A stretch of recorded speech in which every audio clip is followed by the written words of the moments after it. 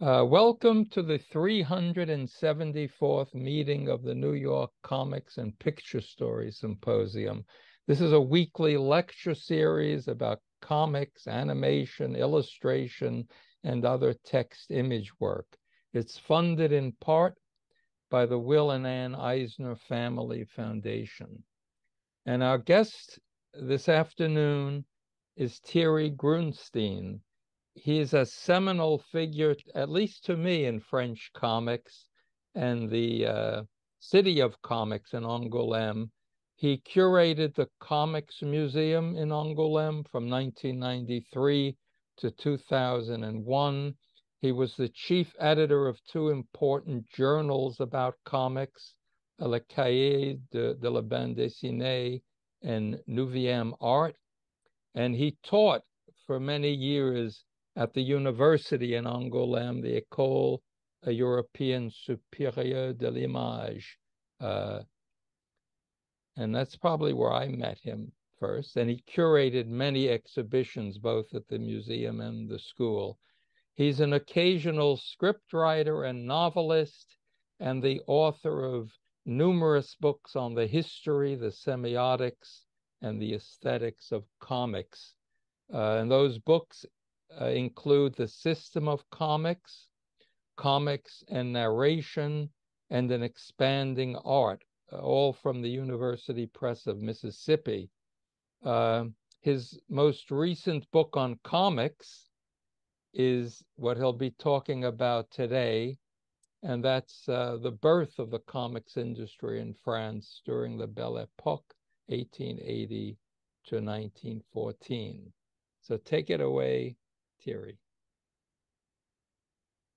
Thanks a lot, Ben. I'm very happy to have this opportunity to address you all, and I have to thank you for that. And I say hello to everyone. I will share my screen with you.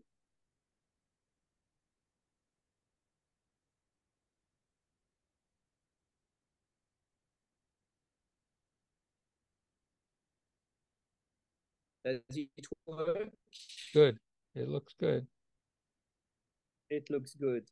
Great. So yes, the period we are going to talk about goes from 1880 to the First War. And in France, we refer to that period as La Belle Epoque. So I don't know if that's an expression that is familiar to you. It's really the moment when the comics industry starts in France. But before I talk about that, I will show you just three paintings, including a famous one by Renoir, just to remind you what the Belle Epoque was.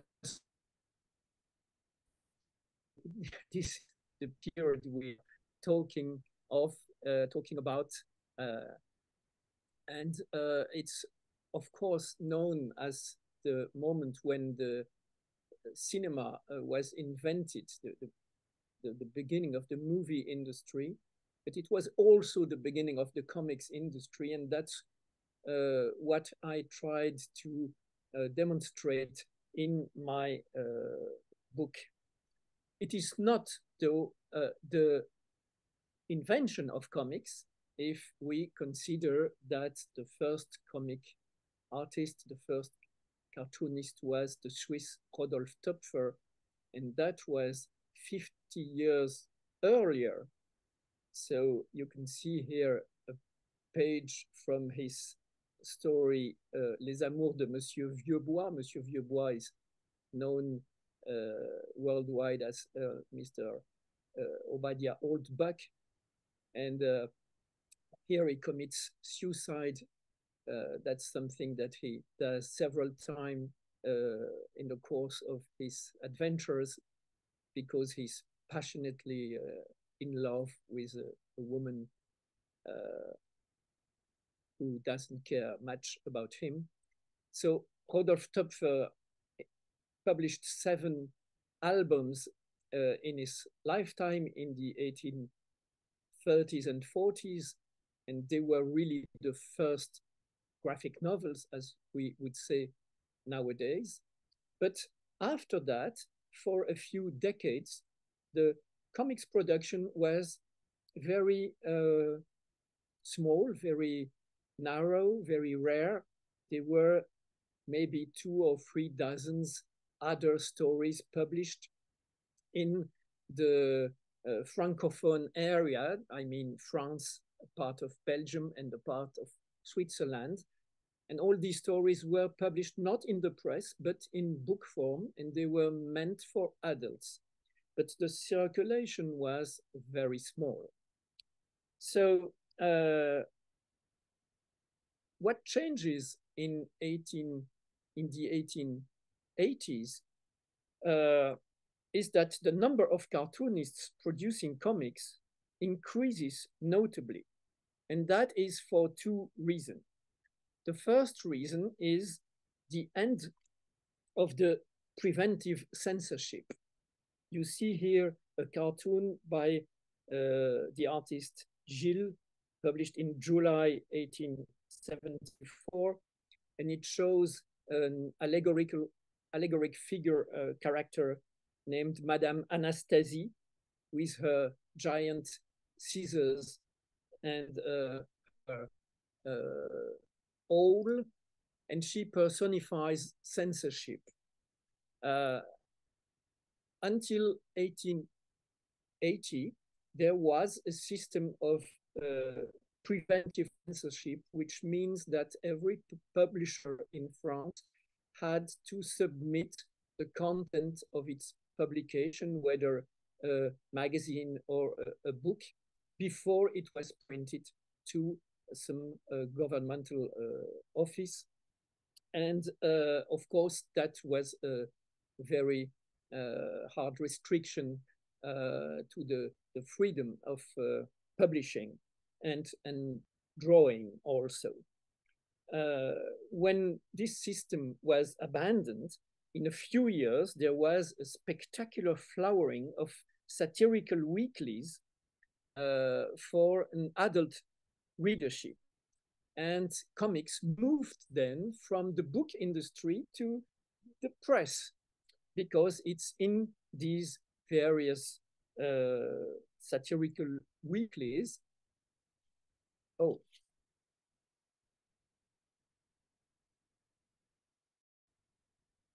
Here we are. That cartoonists started working and publishing. You see here only 3 different magazines, but there were dozens of them. These 3 are among the most famous: Le Courrier Français, Le Chat Noir. I will talk more about Le Chat Noir in a few minutes, and La Caricature. La Caricature was directed by Robida, which is still renowned today for, he has been one of the artists of the time, more an illustrator than a comic artist though, and he published among 200 books, 3 that remained seminal and famous about the future of our civilization. So he invented the 20th century, and his images about the future are still very much quoted by other artists today. On the left side of the screen, what is interesting is that on the cover of this issue of Le Courrier Français, you have a portrait, a self-portrait by cartoonists collaborating to the magazine, Uzès, and you see the title is Nos dessinateurs, our cartoonists. So on a regular basis, on the front page, you had portraits of the star cartoonists of the magazine, sometimes by themselves, sometimes by a fellow artist. And that means that they were highlighted as important creators and collaborators. So that was the first phenomenon that explains why this period was really the beginning of the comics industry, is the end of the censorship. But there is a second reason, and it is the rise of the illustrated press for children. So the man whose name has to be reminded here is Christophe. Christophe is the pen name of Georges Colomb, and he worked for a children weekly called Le Petit Français Illustré. And you see here one of the very few pages showing his most famous characters, La Famille Fenouillard, a middle-class family who travels throughout the world. But Monsieur Fenouillard is a very narrow-minded guy, and so he doesn't understand much of what he sees of the other civilizations and people. Before Le Petit Français Illustré, there were already many children magazines, but they were not much illustrated. They consisted mainly of text with just a few black and white engravings. And Christophe was the first artist who conceived a comic story that was to be continued from one issue to the other for children, for the children press. Here you see the format of the album, which was horizontal, but Le Petit Français Illustré was vertical. And therefore, all panels have the same size, which makes it very easy to reshape the page in a different way. Another famous character by Christophe was Le Sapeur Camembert. He's a sapper soldier with a red beard. Christophe is very much appreciated for his writing. He was really excellent humorous writer, and every time his books have been reprinted, he rewrote his text to improve them and make them always funnier. And the National Library in Paris at the end of the 20th century showed an exhibition about the 100 writers who count throughout the century. And Christophe was one of them, and he was the only cartoonist in that list. So he's really not an extraordinary gifted artist, but an extremely funny writer. This is one of the famous pages of Le Sapeur Camembert adventures. He's tried at a court martial, and we witness the argument of his lawyer. So, of Christophe every week in Le Petit Français Illustré provoked a spectacular rise of the sales. And therefore, not only the other publishers of children magazines also hired the services of cartoonists to create their own comics feature, but new magazines for children appeared with comics as the major feature and vector for popularity. Here you see the two magazines published by Artem Fayard. They started in 1903 and 4. And Artem Fayard set a standard that was widely imitated, a large format, comics on the front page instead of a large illustration. And as you can see here also, all square panels are of the same size. So this is really the standard for children comics during that period. On the right page, you can see Benjamin Rabier. More about him in a moment. There were very few stable heroes created during La Belle Epoque, but two works remained notorious until today.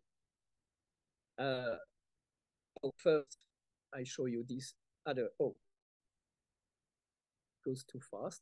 These other two children magazines.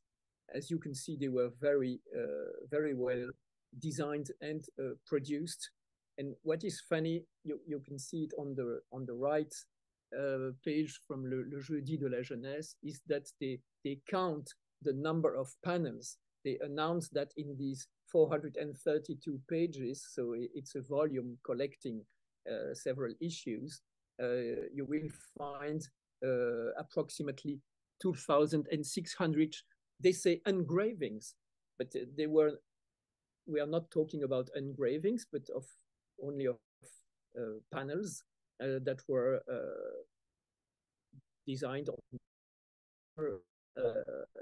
in the same conditions as a cartoonist would work today. But this is something that you find almost everywhere, that the number of panels is counted and announced on the cover. So Bécassine is a character that remained famous. She was created in the first issue of La Semaine de Suzette in 1905. She's a maid coming from a small village in Brittany, and her services are hired by the Marquise de Grantaire. The artist was Joseph Pinchon. Bécassine is not very clever. At first, her appearances are limited to one-page stories, such as this one, each time telling another of her blunders. Only in 1913 starts the publication of full-length stories featuring Bécassine. And it's the first one is entitled L'enfance de Bécassine, Bécassine's childhood, and so tells about the origins of the character. But this character will last until the early 50s, and she's still appreciated today because her adventures are an accurate depiction of the evolutions of the French society over a few decades, particularly the decline of the aristocracy and the technological advancements. As you can see, the panels were not framed unless the close-ups every time Pinchon approaches his character, the close-up takes place in a round-shaped panel. La Semaine de Suzette was addressing an audience of well-educated young girls from the middle class. Les Pieds Nickelés, on the other hand, were meant for readers from the lost. The main characters, Croquignol, Ribouledingue, and Philochard, are three habitual criminals, but sympathetic and resourceful. Here, the artist is Louis Forton, and unless if Pinchon did not write his scripts himself, Louis Forton was the only author of Les Pieds Nickelés adventures. This is the very first page of these adventures, and you can see that Forton used a mixed system with blocks of narrative text under every panel, abundant text, but also a few speech balloons to make the story more dynamic. And he uses a very popular and trivial language full of slang and idiomatic expressions. Les Pieds Nickelés, they lasted for more than half a century, with new episodes being created by Forton's followers. So these are the only major characters that one can remember from this period. Most of the cartoonists created not full-length adventures of character that was used many times, but short stories of one or a few pages only, with different characters every time. Here, I will show you a brief presentation of 4 more artists who worked for youth magazines and are, in my view, among the best of the period. So Benjamin Rabier, we have already seen him on the cover. He is still quite popular today. He's the author of both comics and children books, and his specialty was funny animals. Usually his cast combined domestic and wild animals. He's known as the man who made the animals laugh, because he gave to his animal characters very human expressions. And his most popular character is the duck that you can see here in the center of the illustration, a duck named Gédéon, but he was created in a later period after the First World War. And this here is a very surprising page by Benjamin Rabier. For once, he doesn't use his animal characters, even if you can see a dog in 2 panels at the bottom of the page. La journée d'une paire de jambes, the day of a pair of legs, is a story told without showing more than the legs of the protagonist, like maybe a member of the Oubapo could imagine drawing today. And here another page also by Rabier, La Mouche, the fly, with a series of extreme close-ups and a very cruel ending. Another artist is Victor Mousselet. His pen name was Jerry. Jerry means I have laughed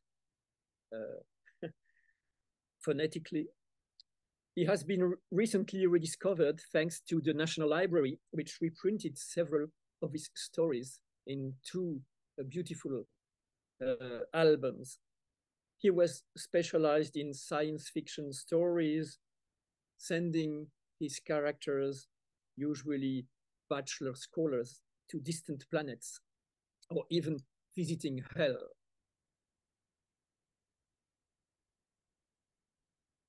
He borrowed from the popular novelist Jules Verne, but also from folk tales and popular 19th century illustrators. Charlie was the champion of a then very popular genre, the coarse humor. All his stories are about the everyday life of ordinary soldiers in their barracks. You can notice the editing of the page with multiple narrow panels where the characters are cramped. And Charlie ended a brilliant career. He was very popular by committing suicide in 1913. And finally, Paul Sellier, about whom very little is known, whose drawing style was stylized and very elegant. And he was very productive, especially for the magazines published by Fayard, Les Belles Images and La Jeunesse Illustrée. So now we will move to satirical magazines for adults. I've already mentioned Le Chat Noir.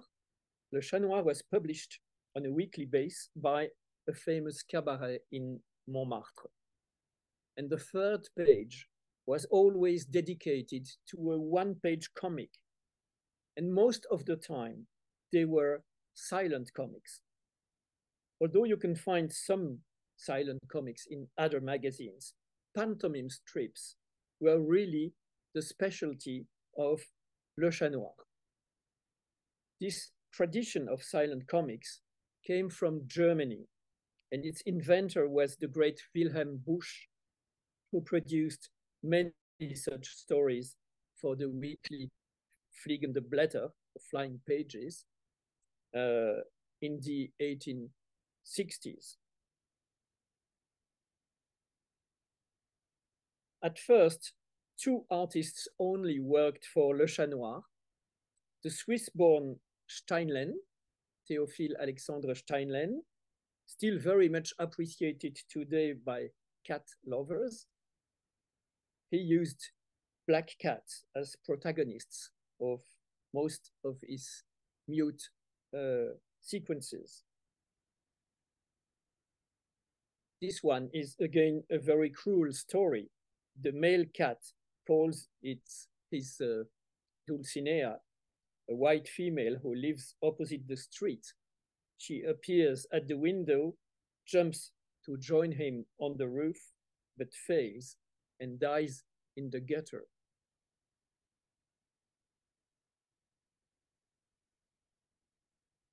The other artist, second one, was Villette, Adolphe Villette, whose main character was Pierrot, sometimes a white Pierrot, sometimes like here, a black Pierrot.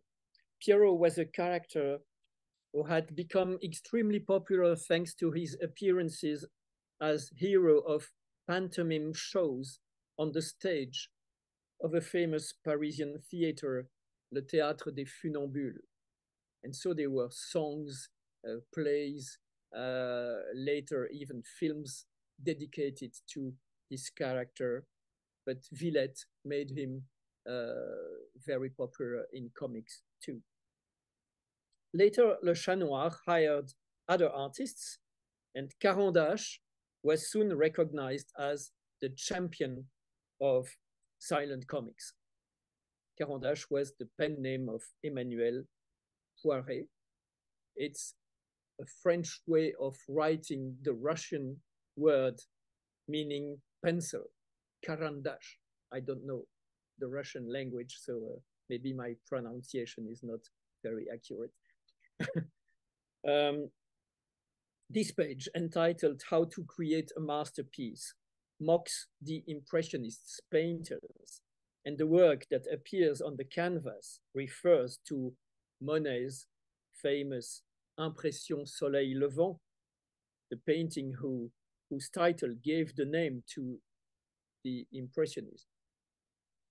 But it's not Monet's signature that you can see at the bottom of the canvas in the last panel, but rather Caran d'Ache's own signature.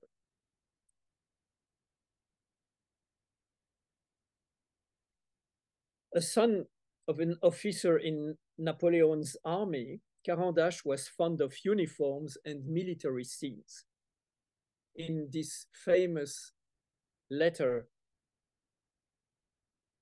from Napoleon to Murat, depicting the odyssey of an ordnance officer crossing the enemy lines to deliver his message, he combines silent narrative and shadow drawings, another of his specialties. Also extremely notorious is Caran-d'Ache's cow who watches the train. Nothing changes from one image to the next except the direction of the cow's eyes until she starts grazing again when the train has passed. Here the artist pushes minimalism to its limits. Usually, as I said, silent comics were very short, rarely more than 1 or 2 pages. It is generally considered that the first long graphic narrative without words was He Got Wrong by the American cartoonist Milt Gross, published in 1930. But Caran-d'Ache had already conceived such a silent graphic novel as early as 1894. It would have been called Maestro and would have been more than 300 pages long. The artist described his project in a letter to his publisher that has been preserved, but the book was never published. And I was fortunate enough when I was curating the comics museum in Angoulême to purchase the manuscript, consisting of about 120 pages. And I published this unfinished version. We do not know why Caran-d'Ache did not complete his project. Here you can see 2 pages. The protagonist of Maestro is a young boy living in a humble village who is exceptionally gifted for music. A noble man discovers him and brings him to the king's palace, where he will live from then on. He becomes the king's favorite musician, grows up, and after a number of years, escapes because he feels imprisoned and wishes to see the world and play for more people. This is how far the story goes, so we do not know what would have happened next if Caran-d'Ache had completed the project. Some pages consist in one drawing only. There are splash pages like these ones. Others are divided into a sequence of images. Here, for instance, but the images are never framed.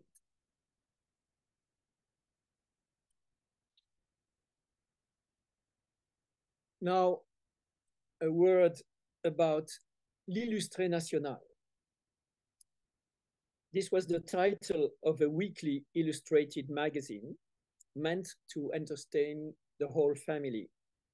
It was launched in 1886, published in Paris, but syndicated throughout the country. That was something completely new. It had never been experienced before. And so dozens of local newspapers printed its 8 pages every week without changing anything except the title. Here you can see 3 local editions of later issues. Mémorial d'Amiens was published in Amiens, L'Impartial de l'Est in Nancy, Le Populaire in Nantes. So 3 different cities in various parts of France, and there were many more. And so the content was exactly the same in all these papers. On the same week, it was the content furnished by l'Illustré National. The total circulation was close to 2 million copies. which means that l'Illustré National was by far the most widely distributed magazine of the period. It has been ignored by most comics historians so far because it was not meant for children, and it was a supplement to in papers devoted to information, not literature or cartoon, etc. The content was not exceptional, although they had a few good artists, including Rabier and Charlie that I presented you. And so to conclude this presentation, I will say a few words about the introduction of speech balloons in French comics. You have probably noticed that when they are not mute, French comics at the time were still using blocks of typographic text. Being a very literary country, France has long been reluctant to use speech balloons. The artists knew its existence, being aware of the work of British 19th century caricaturists and later of early American comics. But it was not until 1925 with the popular characters Zig et Puce that the use of balloons started to diffuse in France. Nevertheless, during La Belle Epoque, there were already some early attempts. And here you can see a page signed Pip, which was a pen name for Auguste Landel, who sometimes also published under his real name. So you could think that there are two different artists. He was probably influenced by the Katzenjammer Kids, and starting in 1906, he was the very first to produce pages that were entirely dialogued, such as this one.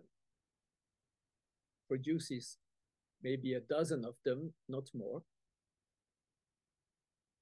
But here you can see a page from a story that was published in book form 2 years later, 1908, under the signature of Rose Candide.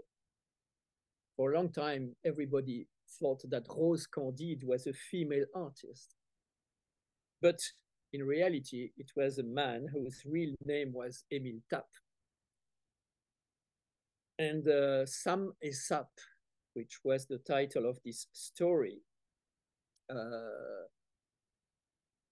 has a young African boy working as a groom in a hotel, and his monkey as the two main characters. So these were the real beginnings of speech balloons in French comics, but they didn't spread off at the time. These artists were not imitated by their colleagues, and so we had to wait another 2 decades before the speech balloons became popular and widely used. Well, this is the end of my small PowerPoint. So, okay, thank you. That was great. And so we can open it up to questions. Take a look in the chat.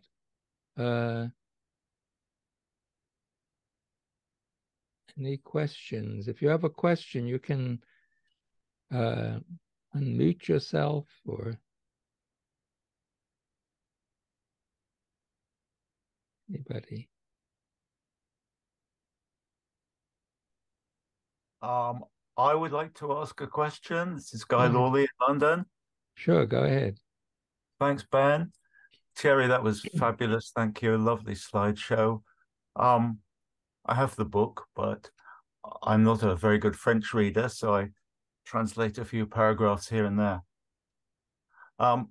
My first question really is, how important do you think changing print technology was in this explosion of comic magazines in the 1880s? That's a point that I have not studied in depth. And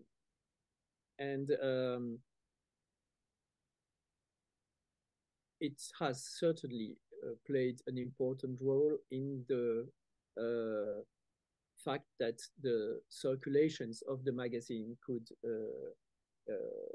increase and become more important. But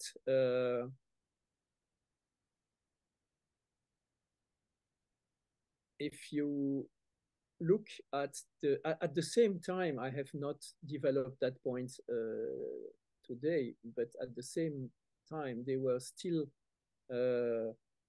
how do you call that, printed broadsheets, yes, images d'Épinal, that were produced in France, and they also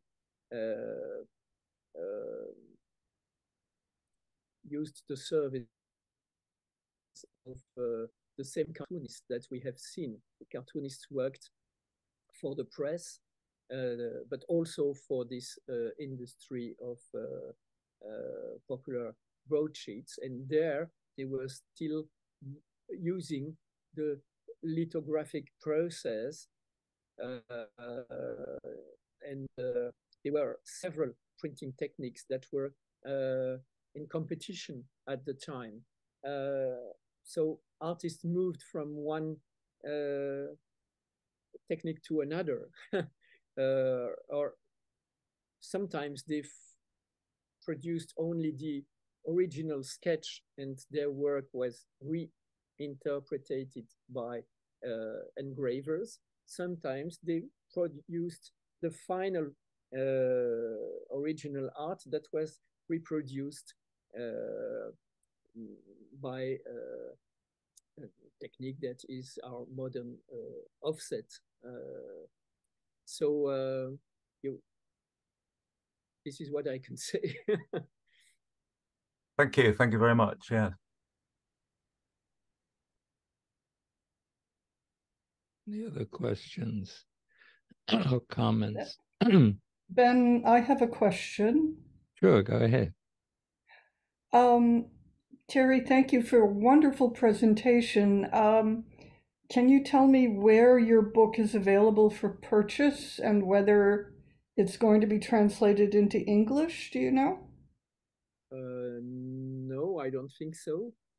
I guess it's too specialized in French comics and too patrimonial to be interesting for an American or English publisher. The publisher is a small company, Les Impressions Nouvelles, based in Brussels, and run by Benoit Peters, whom you probably know as a scriptwriter and a comics historian and scholar himself. So he's at the head of this small company. I have published about 10 books there. This is the latest one. But it's really a small company. So yes, I guess you can order it through Amazon. Okay. Can you say anything about the political slants of these satirical magazines? I mean, were they all where did they lie? The politics of these magazines, or were they purely social? I mean, social satire crossing into political satire. Yeah.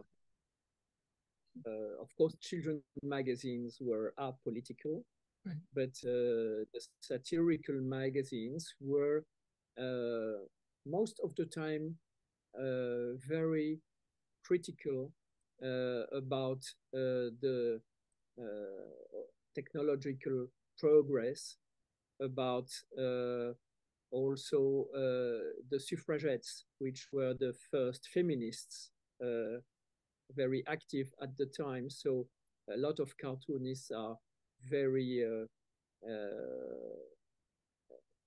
are mocking women who pretend to more important role in the society. They make a lot of they seem to be very much afraid of all inventions like the car, like a few years later, the first planes, but everything that moves, everything that goes fast, everything that announces a new era of technological progress seems to be a source of terror for the cartoonists. I don't know why. Then more specifically on politics, some are supporting the governments, some are fighting against them. What is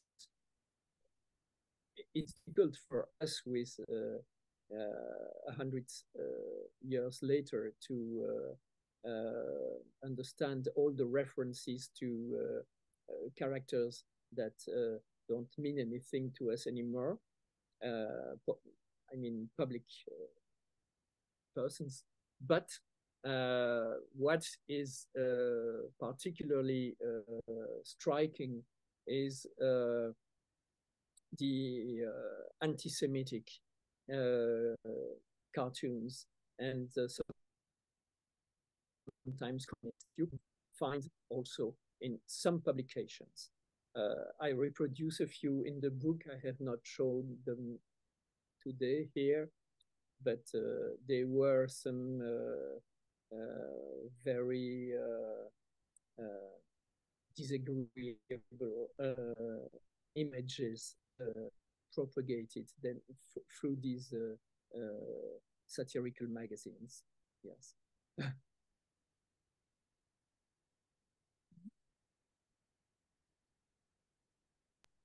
Nobody else. Thierry, thank you so much for your talk. It was really wonderful. I'm wondering about the, my name's Bernard, I'm in Australia.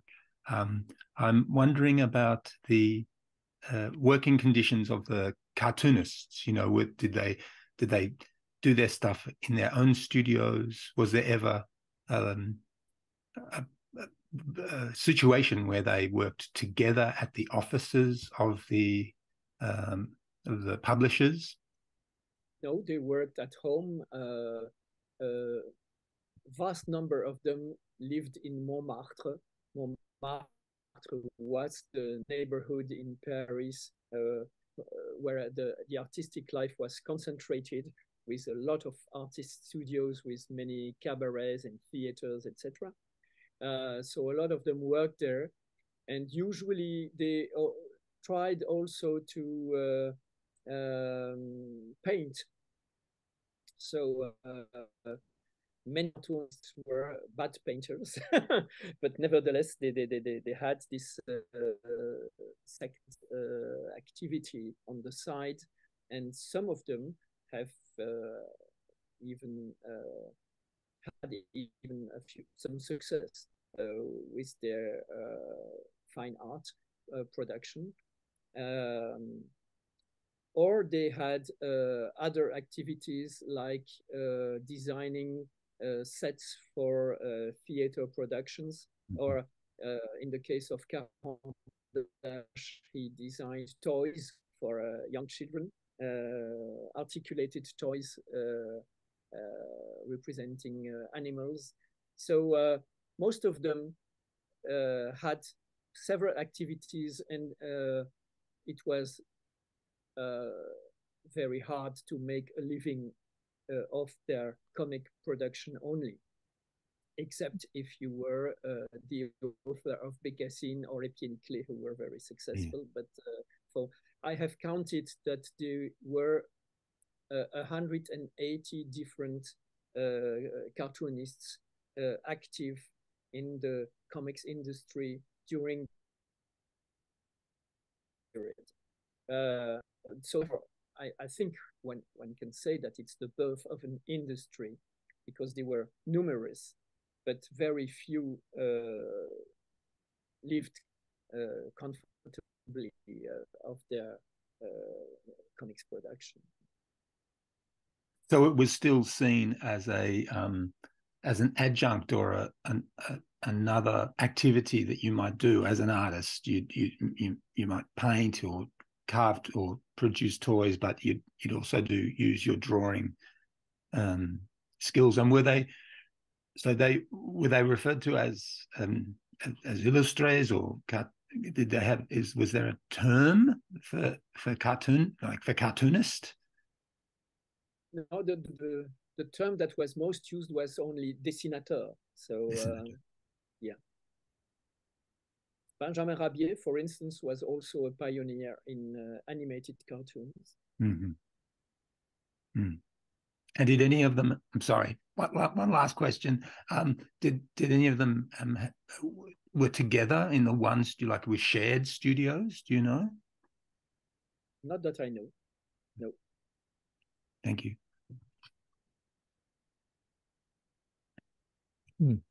Anyone else?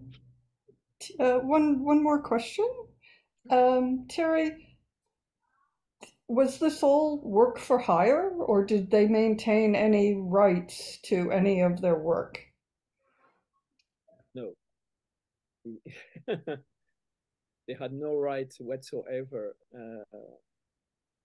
And most of the time, the original art was kept by the publisher. A few magazines organized on an annual basis auctions or exhibitions where the work of their collaborators was for sale, and so they could raise some money by selling the original art, and that was shared with the artists. But that was not a general rule. A few magazines had this tradition. Yes.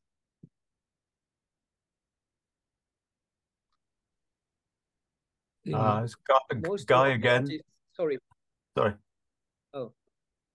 No, I just wanted to add that most of the artists that I have mentioned, and of course it's even more proof the others that I have not mentioned by their name, they were completely forgotten after a while because they never produced books. They worked only for the press, and their work, except for Villette, Steinlen, Carandache, or Robida, the stars of the profession, but you can name maybe 10 people. Except for them, all the others worked for the press, and their pages were never reprinted in book form, and therefore they were forgotten by the next generations. I think go ahead, Guy. Yeah, thanks. Just a quick observation. I was lucky enough a few weeks ago to get a very nice old British edition of Carandache's cartoons and strips in book form, with an introduction by the great British cartoonist H.M. Bateman. It's a really nice edition. The cow, I looked at the cow strip, which I'd seen before, and I noticed the cow who watches the train. And I noticed something I'd never noticed before. On the horizon, there's in the far background, there's a farmer with a horse pulling a plow. And as the panels progress, he actually moves from right to left across the horizon. He starts to go over the horizon as well. So there is actually some other movement in that, apart from the cow's eyes. And I must have seen it many times, but only noticed that very recently. Mm-hmm. Something that can be added about that famous page is that even when a comic is without words, silent, the title is very important. If it was not entitled "The Cow Who Watches the Train," there would be no evidence that it's about a train passing by. So it's the train is mentioned only through the title, and so usually these few words that serve as a title are an important key for the interpretation of the scene. That is a very, very good point. Yes, absolutely. So much, yeah. Is there any evidence of the editorial direction? Like, should we assume that the artists, the opinions expressed in these cartoons were the artists, or were the editors hiring people to produce a certain kind of story? Is there any evidence of that? Oh, no evidence. We know that in a few magazines, the artists gathered together at the headquarters of the magazine once a week. But the idea was more to bring their pages, and their pages were accepted or rejected by the editor.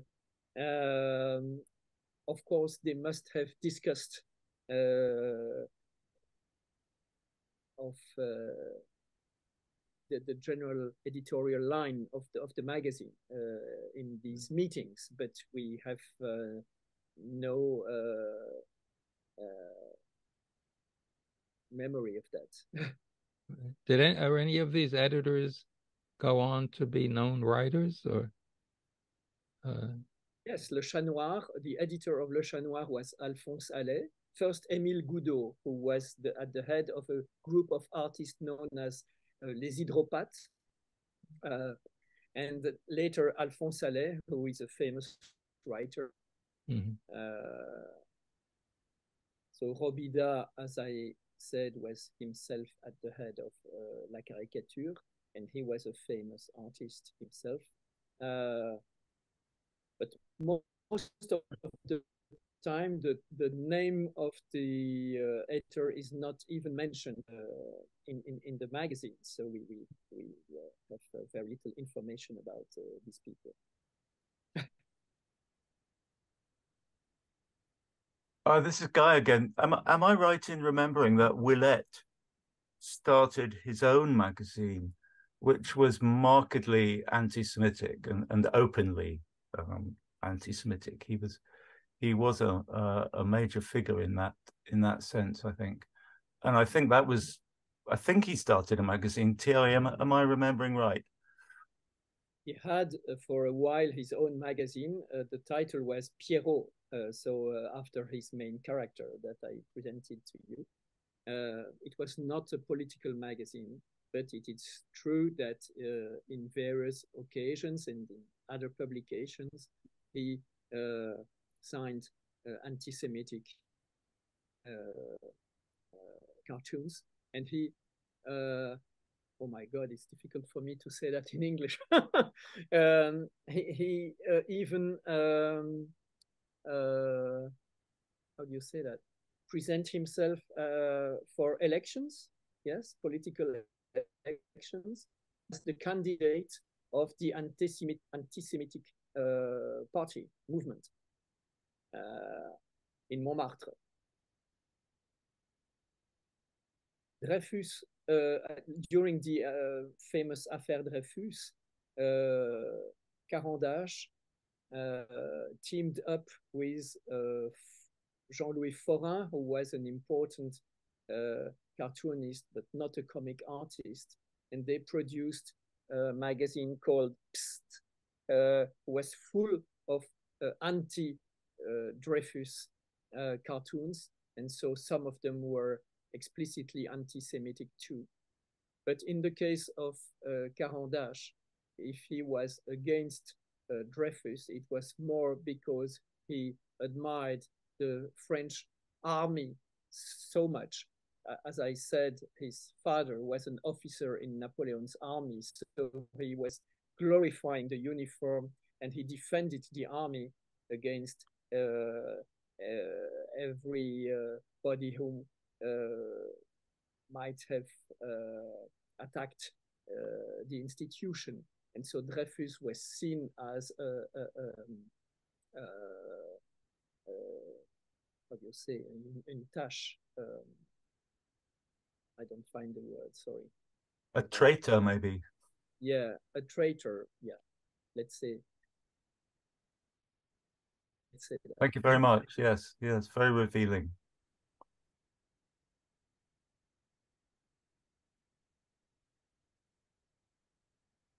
That was one of Degas' favorite artists, Foran. Yes. Now he talked about him a lot. Just quickly, in terms of politics, which someone was asking about, one of Willet's political stances was he really hated the English. He did some vicious attacks on Queen Victoria and other English figures. Yes. That was one of his tropes that I've noticed. Look, I mean, I love his work as a cartoonist. Technically, I love his work, but I find his anti-Englishness, well, a little difficult to handle, but amusing and plenty of historical distance on it. So I'm not too offended.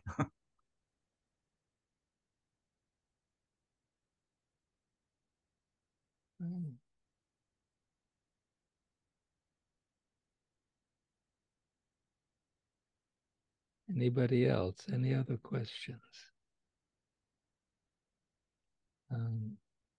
I know you mentioned you have a new book out about representations of animals through the history of art. Yes. Hold that up. It's a great cover. This is it. I don't know if you can see. Yes, I see it. It has nothing to do with comics. It's really an art book with a beautiful iconography. So what areas of comics are you still researching? Well, for the moment, I'm writing a history of silent comics. Oh, okay. From Wilhelm Busch up to now, and hopefully there will be an exhibition when the book will come out. That will be in 2025. We schedule an exhibition in Basel at the Cartoon Museum there, and maybe I can bring it to Paris later. Great. But for the time being, I'm curating a major exhibition for the Centre Pompidou in Paris. So you know, it's one of the prominent art museums of the city, and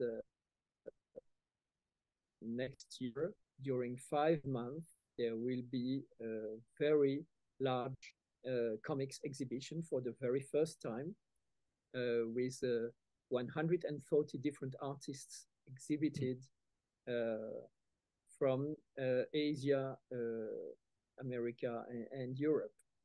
It will not be a chronological exhibition, but rather a thematic parcours with 12 different rooms about specific themes.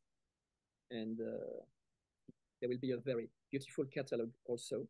So if you have the opportunity to come to Paris in June to October, well, don't miss this major event. Okay. Anybody else? Any other questions or comments? No?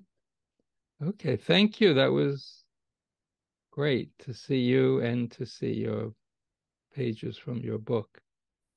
So thank you very much. My pleasure, and sorry for my approximate English. No, it's great. It's perfect. Thank you. Wait, a few more messages. Yeah, everyone is thanking you in the chat. So good luck, and we'll be in touch. Take care. Bye-bye. Bye.